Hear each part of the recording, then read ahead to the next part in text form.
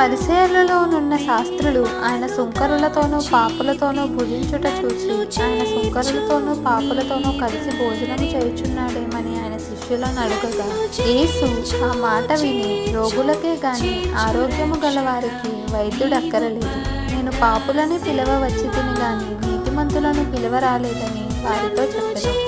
Mark సువార్త 2వ అధ్యాయము 16-17 వచనములు.